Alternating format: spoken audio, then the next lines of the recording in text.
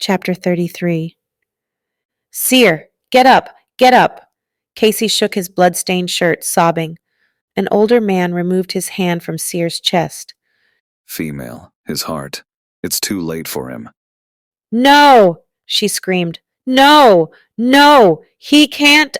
No! She turned him over and put an ear to his chest. There was no heartbeat, no rise and fall. His nails had returned to normal, his markings completely vanished. Lying on the ground, he looked like a dead human.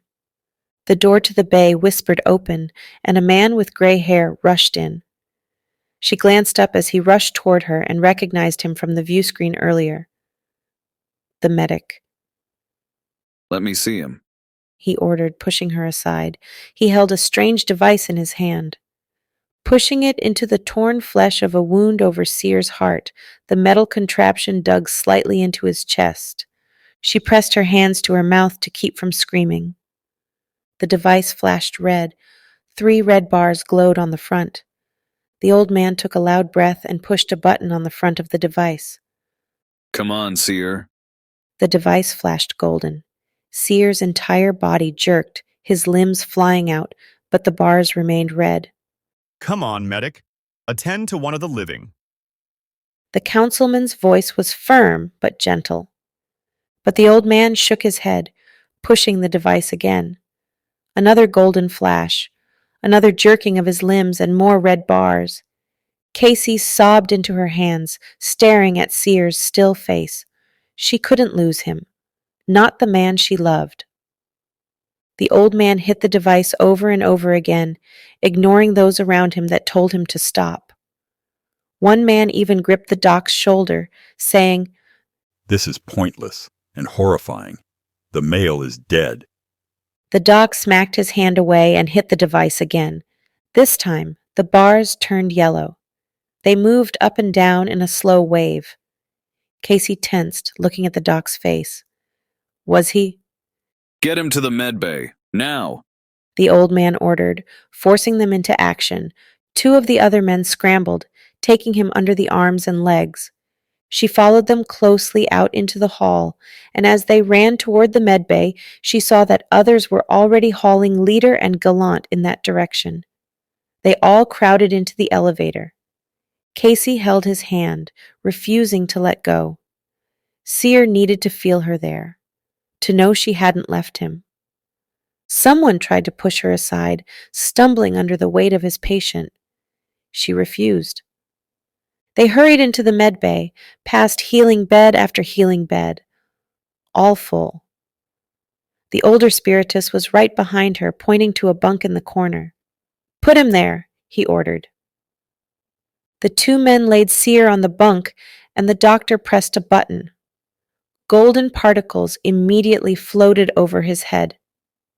Kaci, The old man said, gripping her arms. your mate is gravely injured. Your job is to make sure no one interrupts me. Do you understand? Lesser medics can help the others, but I owe this man my life. Most of us on this ship do.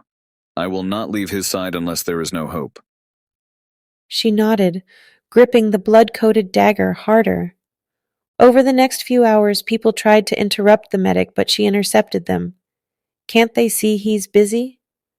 The old man's hands moved at a rapid pace through the golden sparks. Images of every part of Seer's body were pulled up in magnified holographic pictures before the doctor's eyes, and every image looked wrong, injured. The old man would narrow his eyes, and then he would begin to work on each section, closing wounds, healing broken bones, and constantly moving back to a holographic image of his levels. Some she recognized, his heartbeat, his temperature, but others were foreign to her. People didn't seem to care how busy the doctor appeared. They approached her over and over again. They argued that Seer was too far gone to be helped, that others needed the doctor's attention more. Finally, after 10 hours, they began to argue that the old man was pushing himself too hard. But she faced off with them like a feral animal. She refused to respond, only gripped her dagger and dared them to step forward with her eyes. None did. They shot her looks of annoyance and disgust, but she would not let Seer die when he could be saved. At last, there was a loud sound behind her. The dock had crumbled to the floor. She rushed forward and bent down to him, feeling his neck for a pulse. His eyes were glazed, but he was breathing and his pulse was strong. He was just exhausted. She rose to the table, looking at her mate. Seer?